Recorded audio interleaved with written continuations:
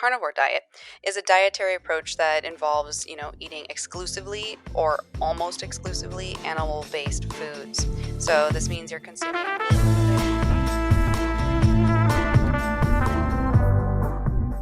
You've just tuned into Rebel Wellness Podcast, your resource for realigning and revitalizing your health and well-being.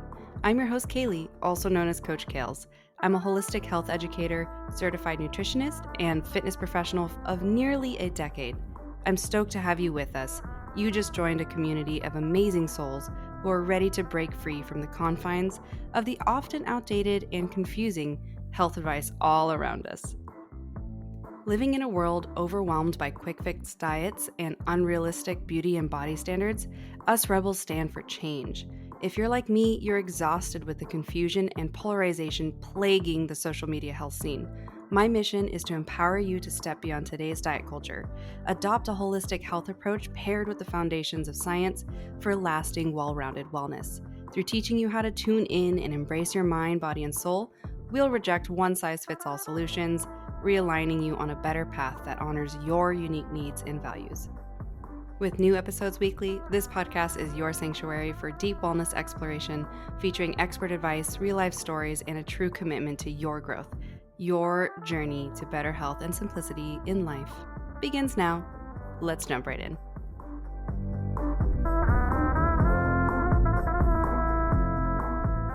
What's up, Rebels? Welcome back to another episode of my diet experience, where I'm going through a lot of the most popular diets that I decided to better understand them. I had to go through them. So over the last several years, actually more than that now, time is just flying.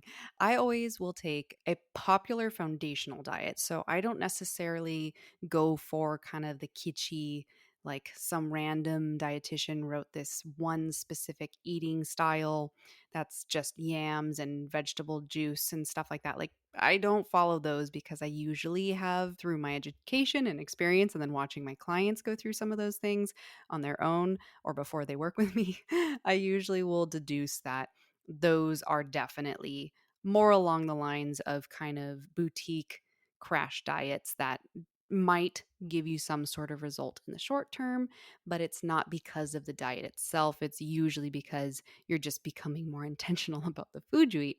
However, the diets that I did experience, so, last episode on 102 was about intermittent fasting, which is frankly more an eating style. It's not a diet itself, but it is still one of those really popular foundational eating methods that, a ton of people have capitalized on and promote or don't promote, so that episode is really great for those of you who want to know how me, as when I did intermittent fasting a few times, I did it when I was 24, and then I did it again when I was 27, and then I kind of implement some of the parameters around eating now and again when I can kind of sense that like my hypoglycemia might be kind of kicking in, or anything like that. Like if I'm experiencing a lot of blood sugar spikes and drops that are giving me those kind of low blood sugar experiences again, which fortunately, ever since really following intermittent fasting more strictly for only like 3 months, it kind of really helped rebalance those blood sugar issues. So if you want to learn more about that, definitely check out episode 102. But for today's episode, I'm going to be talking about the carnivore diet and some of the other diets that I have tried that future episodes are going to be on in this series are the vegan diet and paleo. Stay tuned for all of those if you're really curious about that. And obviously the carnivore diet is literally a 180 from the vegan diet. So it should be fun for you guys to hear my personal take and experience going through those. So I am going to kind of share, carnivore diet actually is the most recent one that I immersed myself in. I followed this diet for, I think like 10 weeks, and I would say 8 weeks more strictly. And I'm going to dive into a little bit more of the nuances, like the variations of carnivore diet that people have done or that people generally recognize. A lot of people are purists. They really, the one way of carnivore is a certain way that I'll map it all out for you. But it was definitely one of those things where I attempted kind of the initial hardcore version and then adjusted it because I am just a shameless intuitive eater and mover. That's the base of my business and how I coach people. And so for myself, it was impossible for me to ignore those foundational things that I follow and that I recommend. So I definitely didn't stick to the like purest carnivore diet, but it still was a variation that counts as a carnivore diet. So I hope that you guys enjoy this conversation. And if you have any of your own experiences or questions about it, I'd love for you to reach out to me. You can always come and follow our community on Instagram at Rebel Wellness Podcast or at Kaylee Loren. You can go to the show notes for those links at the bottom of the show notes. And there's a lot of other great stuff and resources for you guys there as well, including a 2025 journal prompt little freebie downloadable that you will love if you actually take the time to do it. So I highly recommend that you go and download that little 4-page, 4 awesome question journal so that you can, write this year ahead of time, plan ahead, reflect. If you don't do any of that stuff, it is really hard to actually make progress, whatever that looks like for you. But I know for me, for ever since probably like 2015 when I first started journaling more consistently, if I don't take the time to think about what I want for my life and do a little manifesting and a little reflection and a little radical honesty with myself, I really don't do a whole lot that aligns with me that next year. And when I reflect back on the last several years, I'm like, I literally didn't touch my journal that year, or like I did, but it was only like when I'm processing things throughout the year. It wasn't any sort of mapping of the year or any of that. And so even if you're listening to this episode and it's not the beginning of 2025, you should still do these prompts. It's very aligning with getting yourself recentered and making sure that you know what you want and start to make the decisions that will take you there.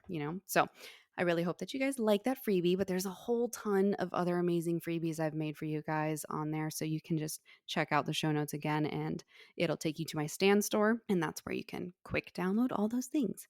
And yes, it does ask for your email, but I don't spam, I promise. So I'm not like one of those people who send like a friggin' marketing email every 2 days. That's exhausting. And I know that that's probably why a lot of people are so like, I don't want to do that. It's like I send a 1 time a month wellness newsletter, and then there might be an occasional once every 3 months extra thing of like something I think that you might actually be interested in. So that is my promise. Okay, so let's dive into my diet experience with the carnivore diet. Okay, so this episode, I guess I'm kind of giving you pretty much all you need to know about this diet, but there are definitely a ton more in depth episodes on carnivore diet from other people who follow it hardcore or who promote it, all that kind of stuff. But this episode, I'm more so going to kind of give you the nitty gritty of like what is the carnivore diet, what are the variations that people tend to follow. But I'm mostly going to be focusing today on like my personal experience with it as a premenopausal 30 something. And so hopefully you guys understand that like this isn't going to be the all encompassing, none of these episodes are actually going to be the all encompassing diet deep dive. Okay. So they are definitely more experiential, but that is what I have continued to get a lot of questions about over the years. So that's why I'm making the series. So the carnivore diet is a dietary approach that involves, eating exclusively or almost exclusively animal based foods. So this means you're consuming meat, fish, eggs, animal derived products, kind of like butter, some dairy, and it's excluding plant-based foods such as fruits, vegetables, grains, legumes, nuts, seeds, etc., processed sugar, processed foods. All of that is off the table. So, the core principles of the carnivore diet is that you are using animal-based foods only. So, you're focusing on the nutrient-dense foods like red meat, poultry, fish, eggs, and organ meats, and it is best executed by paying for quality, sustainably raised animal products. That's always where you're going to get the best nutrients. A lot of the animal based foods that have gotten a lot of flack are because they have come from this super mass produced factory farm version of raising and using animals for nutrients. There are plenty of farms and farmers who prioritize animal forward sustainable farming. And so they're always going to be giving you a better product when you purchase from those. So if you're somebody who's considering the carnivore diet, you are going to have to kind of budget and orient towards higher quality, ideally local farmers and farms to be where you're getting it sourced, or at least order from those delivery farms that will freeze all the meat and send it to you for a more budget friendly version. Because I will say early on, one of the things that was definitely unexpected about this diet is that when you are prioritizing higher quality, grass fed, maybe grass finished, sustainable meats and or fish, sustainably caught fish, it is a pretty penny. It was definitely more expensive to some extent than I expected. However, you don't eat as much, I will say, as much volume, I suppose. But the other core principles of the carnivore diet is that you're doing zero to minimal carbohydrates. So pretty much all plant-based or artificial carbohydrates, or processed rather, not artificial. Some of the things are artificial. And that you're having a high fat intake. So you're typically getting those fats from animal sources, because those are the primary energy source that you will be utilizing. It's not just the protein. Fat and carbs are energy sources. Go back to my macros episodes if you don't understand carbs, fats, and proteins, because they will rock your world. They are still some of our most popular episodes. That would be episode 19 through 22, I believe. Okay, so let me talk about a little bit of the benefits of the carnivore diet. I guess I will kind of say like allegedly, because with any diet, a lot of these benefits are very individual. Like they're related to you as an individual, your genetic makeup, your lifestyle, what foods you choose. If somebody were to be doing the carnivore diet and strictly buying the cheapest meat possible, aka factory farm raised animals, they probably are going to be getting a lot of chemicals that were never meant to be consumed, because the animals are kind of pumped with a lot of these antibiotics and other things. So you may not actually be getting those health benefits if you are choosing the lowest quality meats and the cheapest meats. So I wouldn't recommend following a carnivore diet if that is where you err towards when you're choosing the meats that you purchase. And I know that, it kind of can become a little bit exclusive in the sense that, you don't have as much access, or somebody might need to have a more robust budget financially to do the carnivore diet as close to the natural way as possible. But the same can be said for like a vegan diet, because if you're buying the cheapest vegetables and plant-based products possible, you're going to be getting a lot of pesticides, other contaminants from the soil, and the low quality, highly processed vegan products that are on the market. So I definitely recommend that you consider paying attention to, if you're going to follow a diet like that, where you're sourcing those things, right? So some of the benefits that a lot of people touted, and what kind of enticed me to explore this diet, was the reduction of inflammation. So it's kind of suggested that cutting out plant-based foods eliminates certain compounds like lectins and oxalates that a lot of individuals, sometimes some individuals, it kind of depends, contribute to inflammation. So I mean, it's like the whole conversation of seed oils. And there are actually a lot of vegetables that are fruits, even actually, because tomatoes are technically fruits, that a lot of people's bodies don't like the phyto compounds that they produce, and it actually does cause issues for them. It can actually even encourage thyroid issues. And so, a lot of these things like nightshades and stuff in those categories can be really problematic for somebody who may not even know that they're trending towards hypothyroid, or if they have an autoimmune condition. So plants actually can be harmful for people who don't monitor their thyroid and their full thyroid, not just TSH. We're looking for T3, T4, TPO antibodies, and all that good stuff. If that just sounded foreign to you, I would definitely look into some people like Merrick Health or Kyle Gillett. Those people have some great resources online where you can order more in-depth labs. And I'm also working on being able to offer those resources for you guys as well. So kind of just keep an eye on the show notes, and I will be able to start offering some of that access for you guys, which is really exciting. It's a huge part of exactly why I'm doing my master's in clinical nutrition.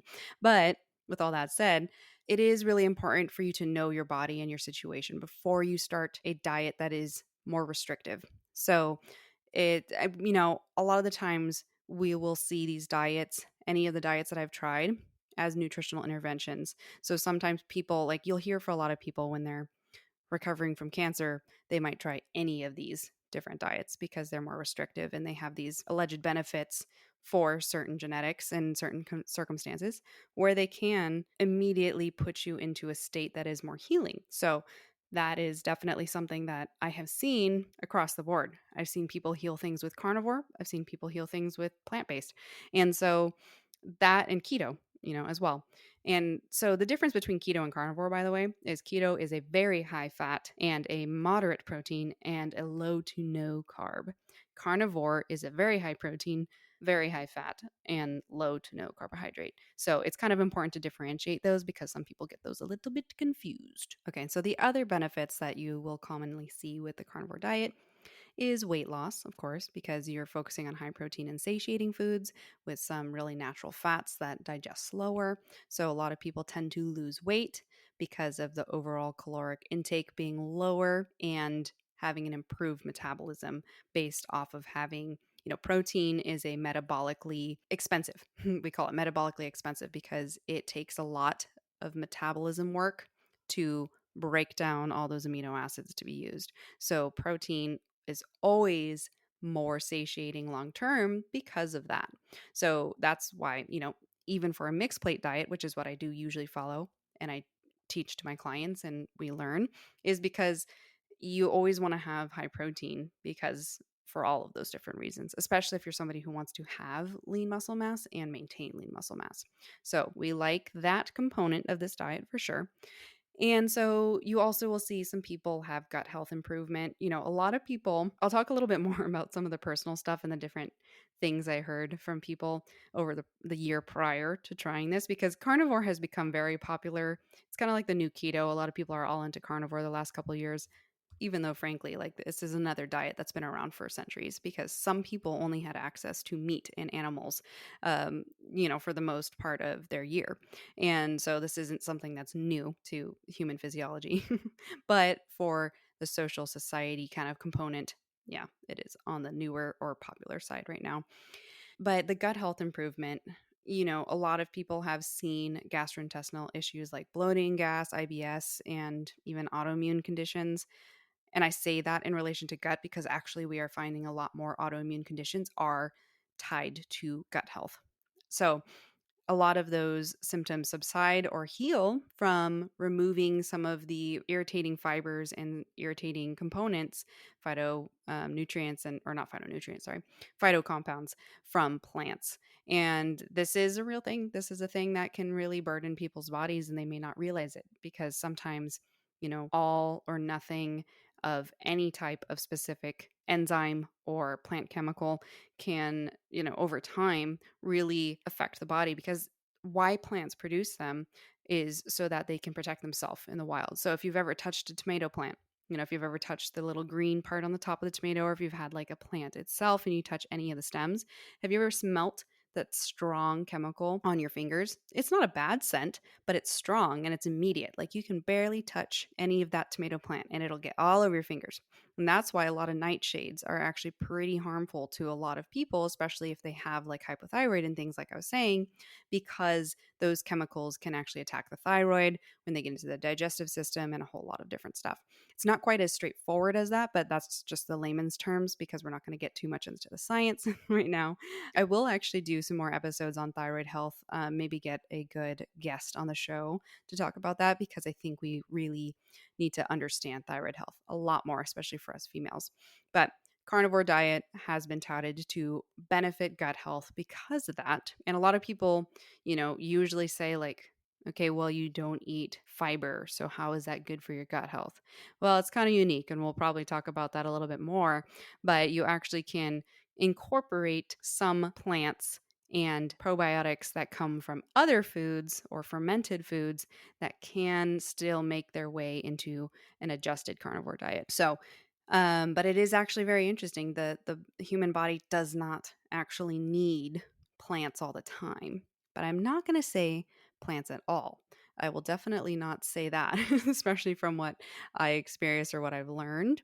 But, as an intervention, which means short term and for a specific reason and monitored, some people could go a whole year or several years if they're dealing with a specific condition to actually repair their gut and repair their body, put autoimmune into remission, etc.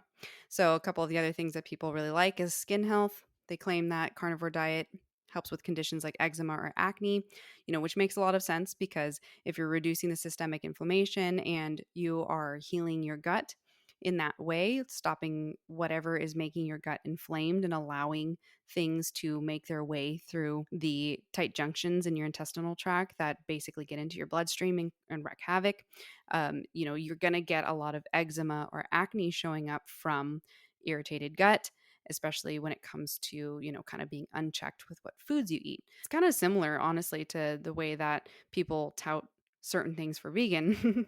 But for carnivore diet, you also do get the skin health benefits, especially when you're eating more healthy fats, because healthy fats also are one of our most natural ways to moisturize our skin. So, and then mental clarity and energy, similar to, keto diet. I would say keto clarity is definitely a more specific thing that I would say I see. Oh, that's the one I didn't tell you guys in the beginning. Keto. That is the other experience I'm going to be talking about. But some people do get those mental clarity and energy benefits from carnivore. I would say personally, from my experience, I see that a lot more with males. I mean, they have 10 times the amount of testosterone that we do as females, usually, in a healthy male. But, we do have different reactions to eating styles as well because of that.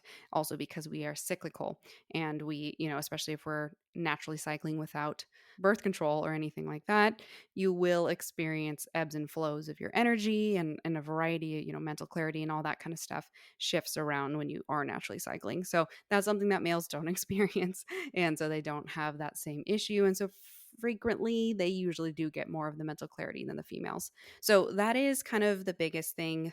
Those are the biggest components to the carnivore diet that usually make people interested in trying it, as well as like just really letting your body go through a phase where you are just focusing on really natural bioavailable nutrients, and animal proteins are the most nutrient dense foods on the planet. They are like, as far as how much the human body can break down and digest and assimilate and utilize nutrients, animal proteins are always going to be king. I don't care what people say online. Every single super intelligent person who has gone through nutrition schooling understands how the body utilizes bioavailable animal proteins compared to plant proteins and plant based nutrients in general. We just simply digest them and use them better. And so that is where, a lot of people like this diet because you're kind of giving yourself a bunch of nature's vitamins all day long versus some people who typically eat a very low protein diet with high carbs and high fats. That's the standard American diet.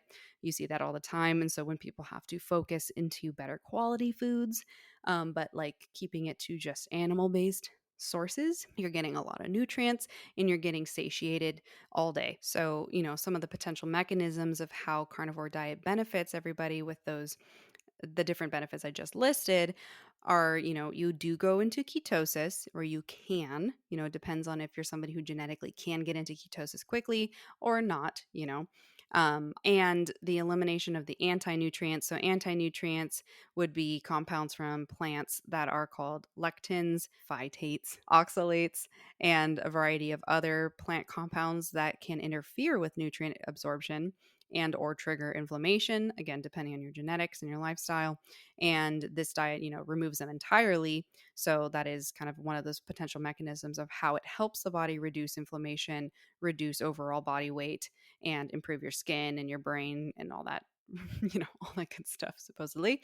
And simplified digestion by, removing the fiber and the plant compounds I just told you about, because it can cause digestive stress for some individuals who do not digest those well.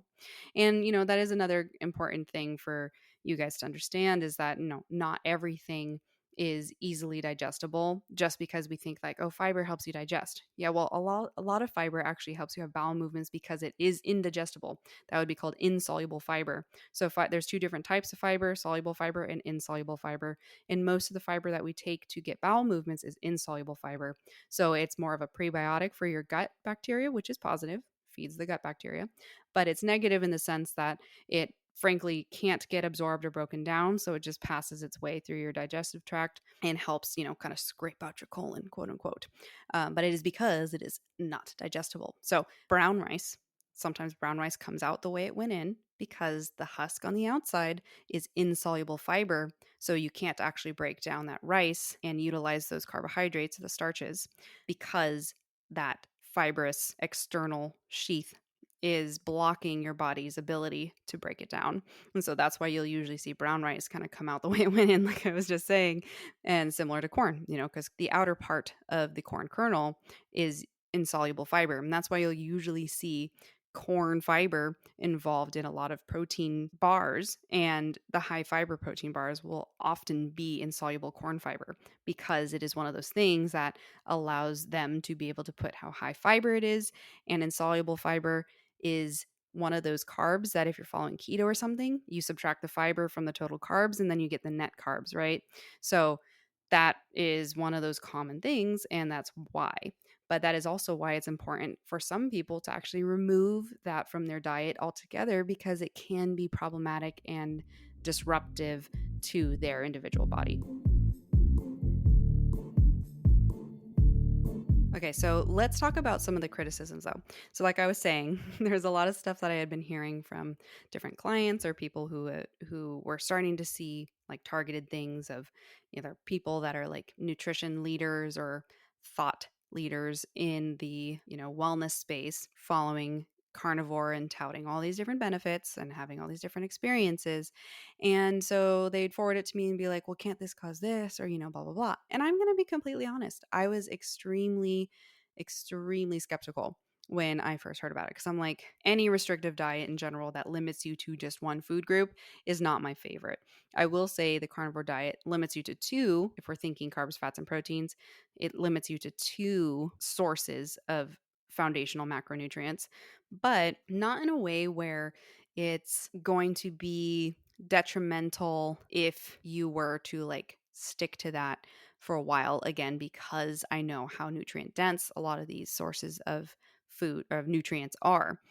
That sounds funny. Nutrient dense nutrients. Micronutrients, so your vitamins and minerals and all that good stuff. A lot of coenzymes for things like collagen and all that junk. Important junk. Micronutrients, just because they sound like they're smaller because they're not macronutrients, does not mean they're not important. They are essential, very essential nutrients. So a lot of people are concerned that you're not getting fiber and you're not getting certain vitamins like vitamin C that you just can't get out of animal foods. Yes, that is a very true thing. And that is why it is important to explore the variations of the carnivore diet, and why I don't know if I could honestly say the hardcore carnivore diet is good for you. And after this little section, I'm going to tell you exactly those different types of diets and what food items kind of land in those categories, so you can kind of get a better picture of the different versions. And then I'm going to tell you which one I did do.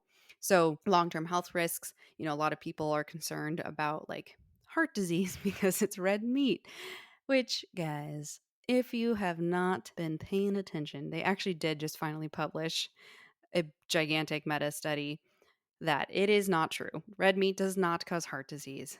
Not true at all. Low quality processed red meat, yes. And that has been where it has always landed, even through when I was in my bachelor's degree and we had to do all these different research things on common, nutrition public phrases. I can't remember how my teacher posed it, but we had to pick something that was just a commonly known nutrition myth and look into it. And even then, though, there was still a ton of research that just, if you are somebody who knows how to read academic research, clinical trials, all that kind of stuff, you would see that they never differentiated or asked the people where they got their meat, what kind of meat they had. And so, of course, taking any natural food product and processing it into an unnatural form of it, like a highly processed sausage, where it's a bunch of ground meat that's all the little trimmings that nobody eats and sausaging it together with nitrates, yes, that can absolutely cause colon cancer and cause heart disease because it's a kind of bastardized form of meat. Real, like pasture raised cows, like a steak from that guy, super healthy. Super important for especially females who are naturally cycling because it's the only source of hemi iron, which is a really important bioavailable iron that only comes from animal proteins. So that's one of those areas where we have to kind of separate a lot of these myths and find out, how can you optimize the quality of the food. And I remember like one little thing I will say, one of the best things I learned the concept of when I started into the fitness world was I met this director at the gym I worked at, and she sent me because she was just like talking about all this different nutrition stuff because she had just read this book and, all that kind of stuff. You know how you get jazzed on something when you read a book. And she was saying that she's like, I'm going to forward you this ebook, blah, blah, blah. Well, it was like the electronic version of the book. It wasn't a short little ebook, it was like the full book.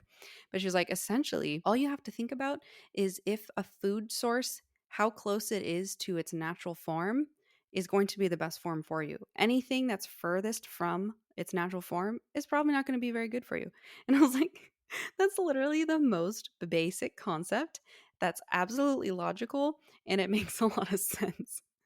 But I would say the caveat, now being a nutritionist and all of that, is that some raw products, I would probably not include them in that category because I mean, a lot of raw food vegans have moved away from that because they are finding that raw plants, again, all of those different plant chemicals do cause digestional distress and a lot of different issues for most human bodies if you are eating a strictly raw diet. So that's not really recommended, but the most natural form of something. And then if you just roast it in the oven or saute it in a pan on the stove, you're going to have much better nutrients and it's going to be considered a whole food diet versus a packaged or canned or, you know, mixed into a microwavable. Any of those things are going to not be as great for you.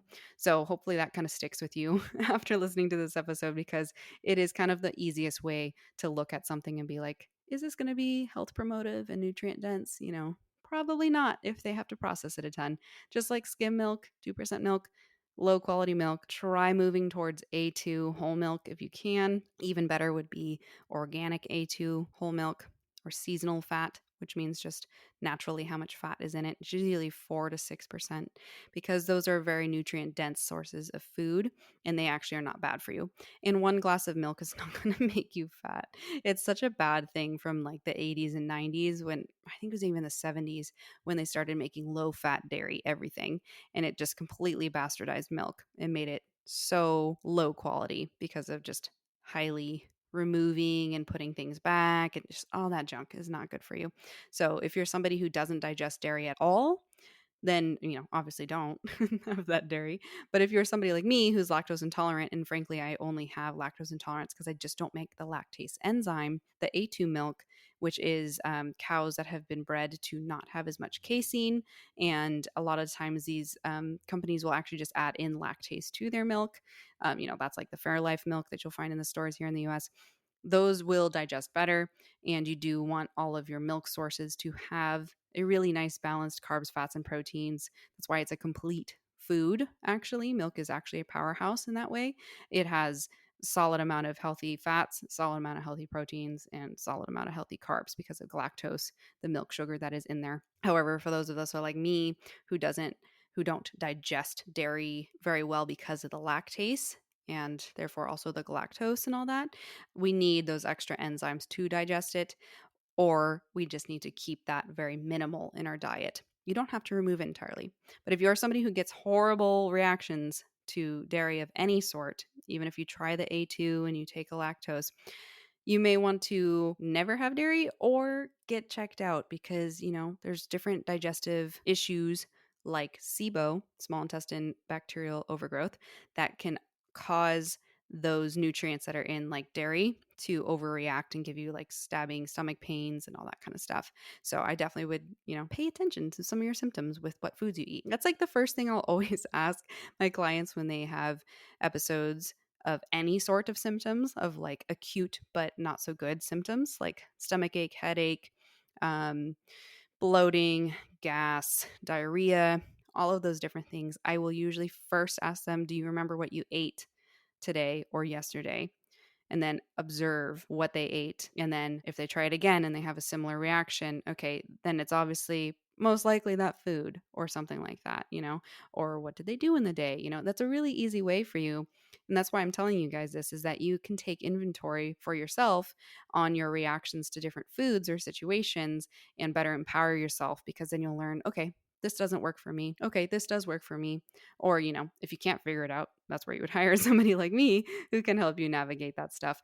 But it's really important for you to pay attention to those things because a lot of people just go through health or their life with like IBS symptoms their entire life and they keep eating those things that interfere with their gut.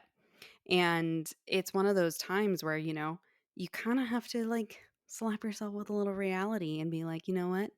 Yeah, I should probably stop eating this because I really do hate the digestive discomfort and diarrhea that is always coming after I eat biscuits and gravy and fried chicken. That actually comes from an experience that I had with somebody I know where it's okay. We all have learning experiences, but it is really important, because I've even gone through that many times with certain things that I was eating, especially at a young age. I had to learn how to become more intuitive with the food I ate and selective, rather, not just intuitive. Okay, so let's talk about the different styles of carnivore diet, and I'll tell you which one I did. So there's, probably at a low level of a lot of different variations of carnivore diet, but I actually like seeing it from the 4 different type perspective because that is what I have found to be mostly what people follow. So we're going to start from the most strict carnivore all the way down to the like furthest from strict carnivore that the last one, number 4, may not actually even be really considered a carnivore diet. So, okay, so strict carnivore is, especially for people who have severe adverse effects to plant foods, so that you can do kind of more of the interventional nutritional approach to using this diet for like almost like a medicinal situation. So that looks like 100% animal foods, no exceptions. So you're having meat, organs, salt, and water. And a lot of people refer to that as the lion diet. So that is all you eat.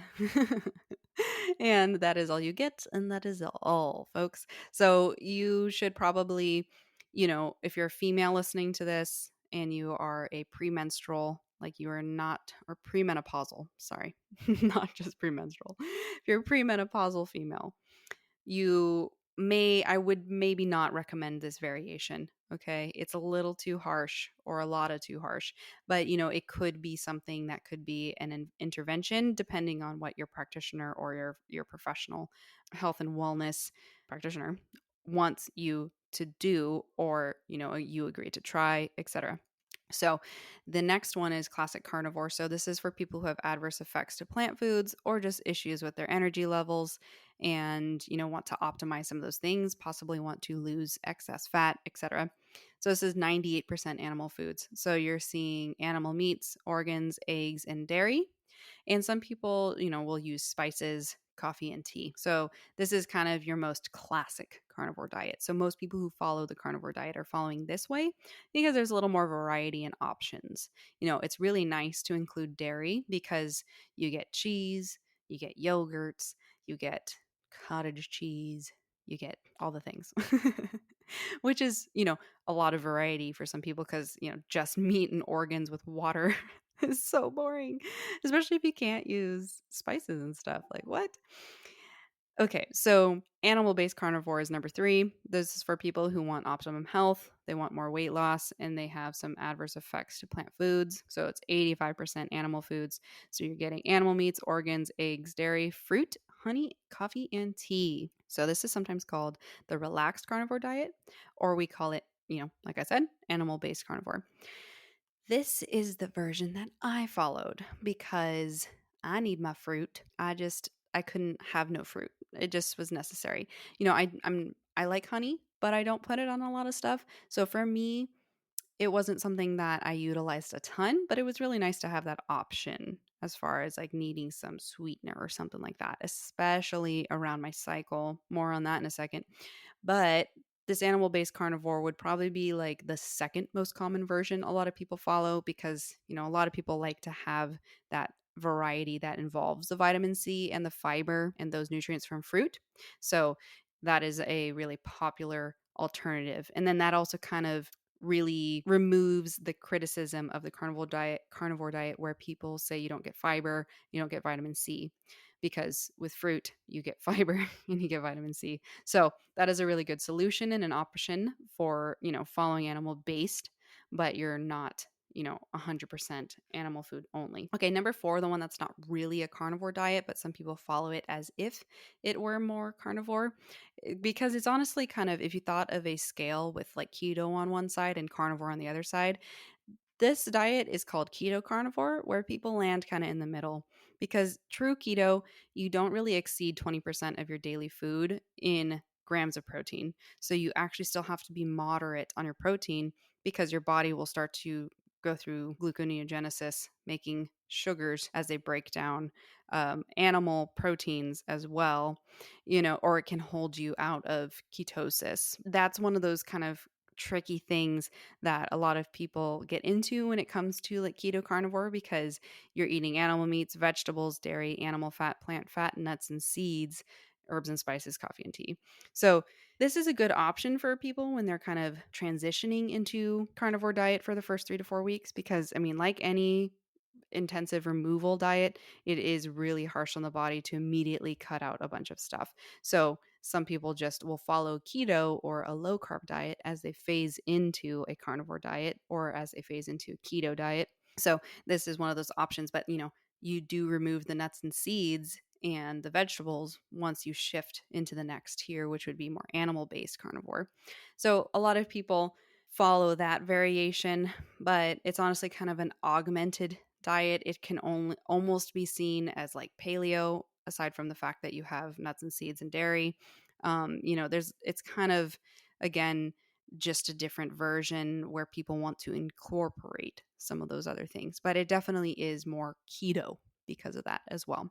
But you do get a little bit more fiber and you have more variety when it comes to having vegetables, nuts, and seeds in the mix. Okay. So again, I did the animal-based carnivore, so it was 85% animal foods. I just kept fruit for sure in my diet. I definitely had coffee and tea still. And, I did very good when it came to keeping processed carbs and other starches out of my diet, because, it was very important for me to make sure that I got everything out of trying it.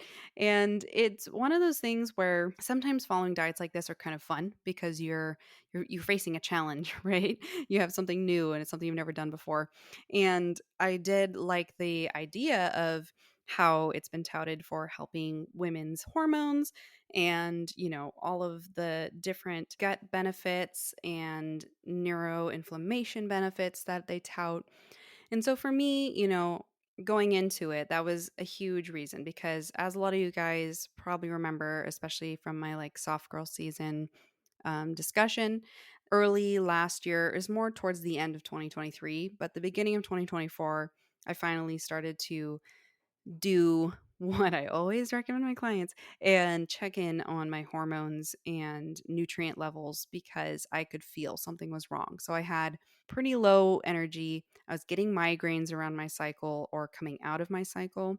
I had, some irritability. I had some depressive moments, unusual depressive moments, and like actual depressive moments. So it gave me a lot of perspective into, what people who struggle with like chronic depression. And also, I had, low libido.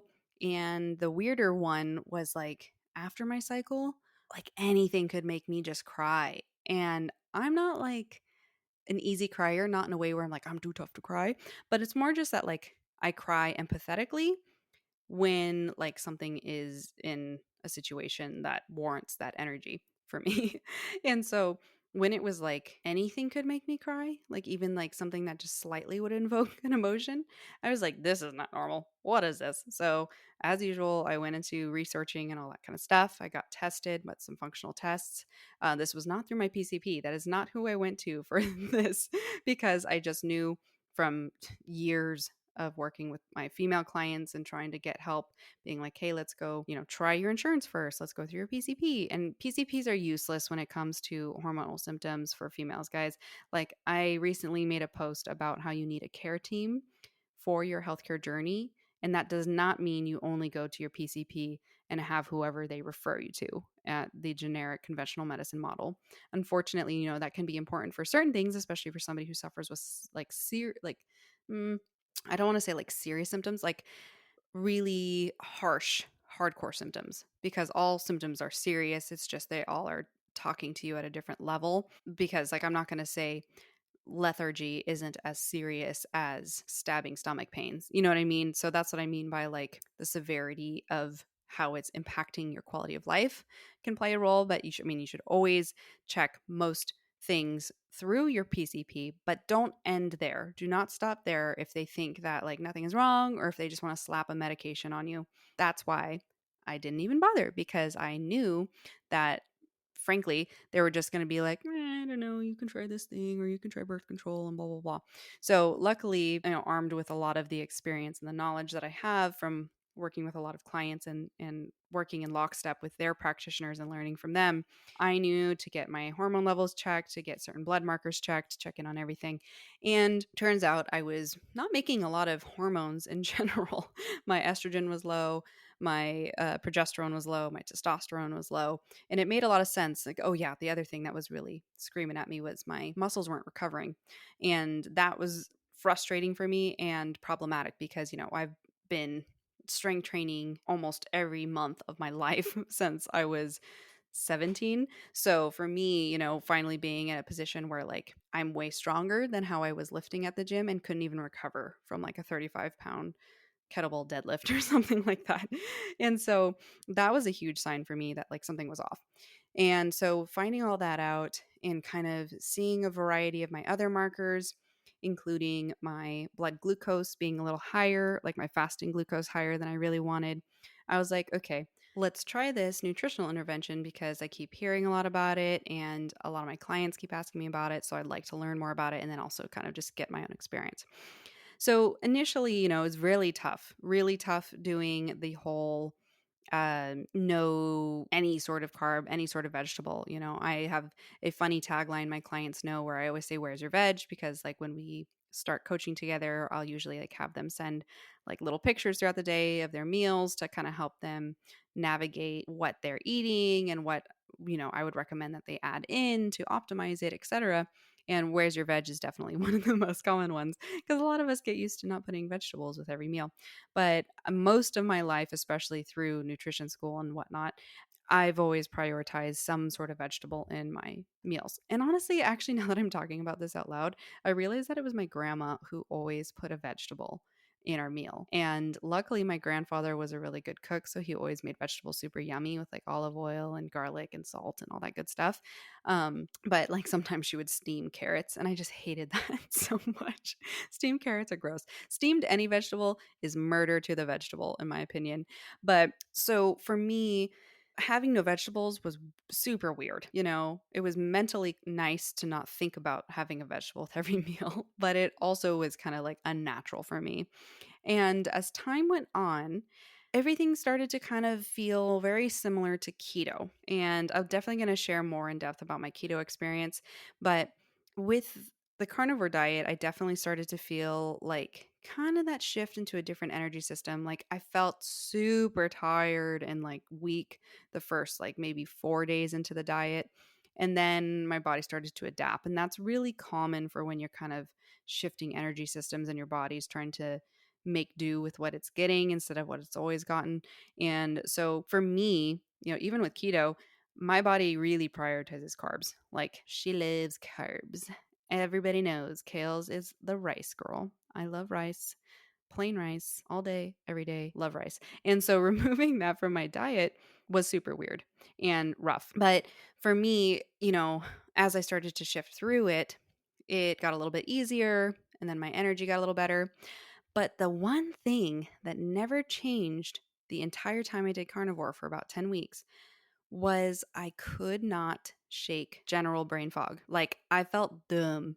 A lot of people will talk about that too when they share their experience, but it usually goes away for them pretty fast. But I think because I genetically am just so predispositioned to carbohydrates, like my best guess from all the research I've done is I just have a really hard time shifting away from carbs as my energy source.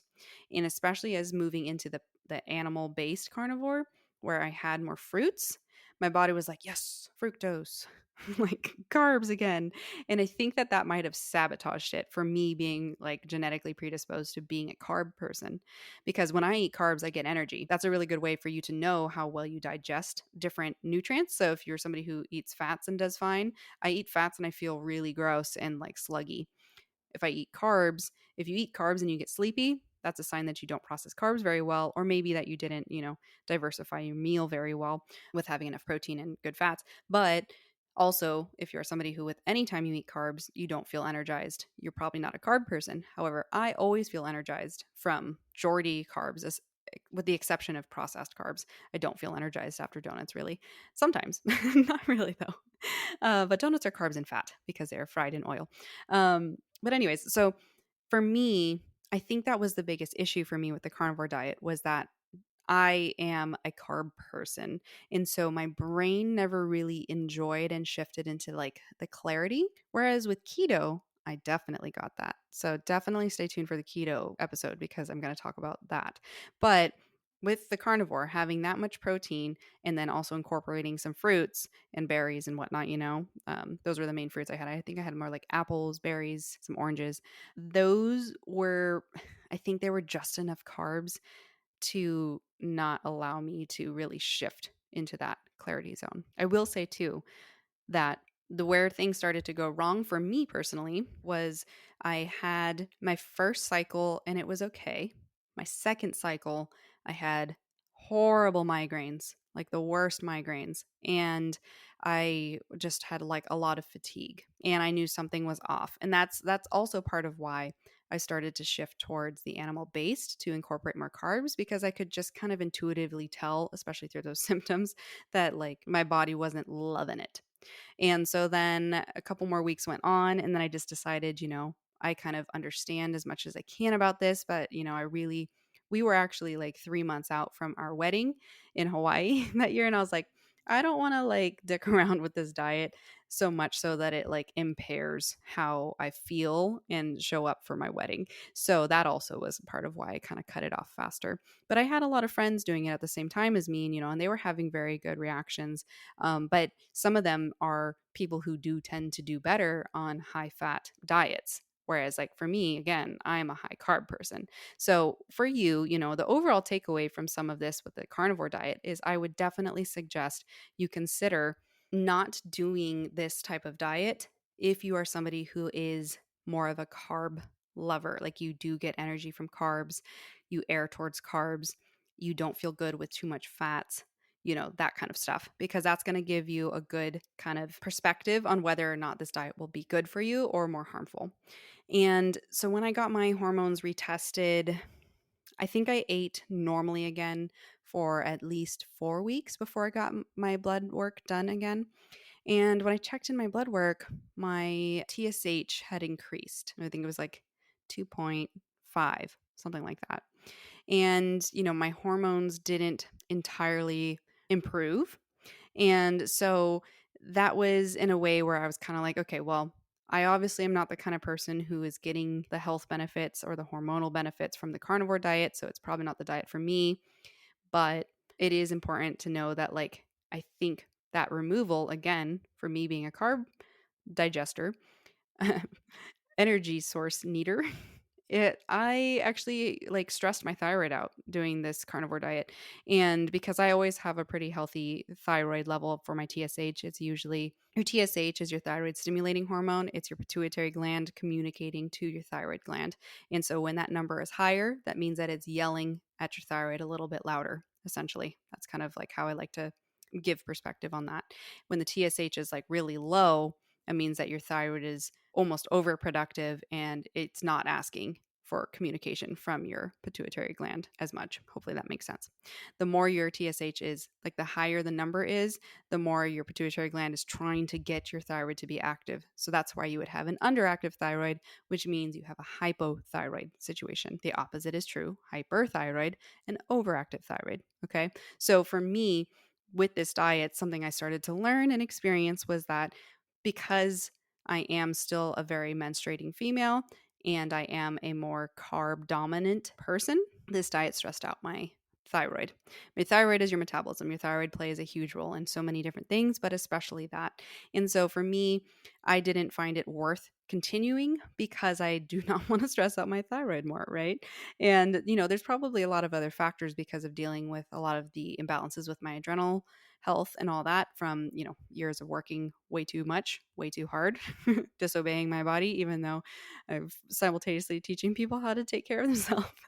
But that's what this whole last year has been really primarily focusing on, and the years to come, is to find that happy balance and be able to be healthier from it. So the carnivore diet for me was really great for expanding on understanding different dietary interventions and how the human body is fascinating for how it can, adapt to all of these different eating styles and different removals of different food groups and all that jazz.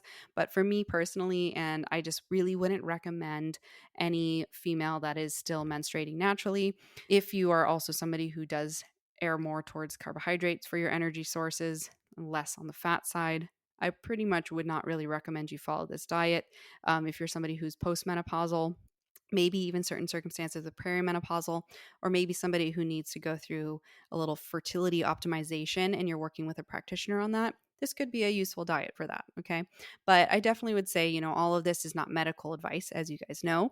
This is just advice from what I have experienced, or more of like kind of a collection of my thoughts and my experience. So I hope that you guys learned a little bit from today and that it was helpful for you to kind of think about all the different versions of what you've heard about the carnivore diet and kind of land on your own variation that you kind of understand the best and how you want to implement that into your life or not.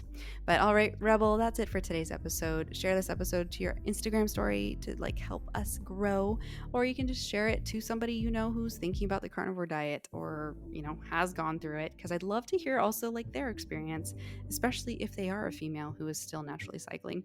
But as always, celebrate your strength and nourishment, walk with confidence. I'll catch you on another episode next week of Rebel Wellness.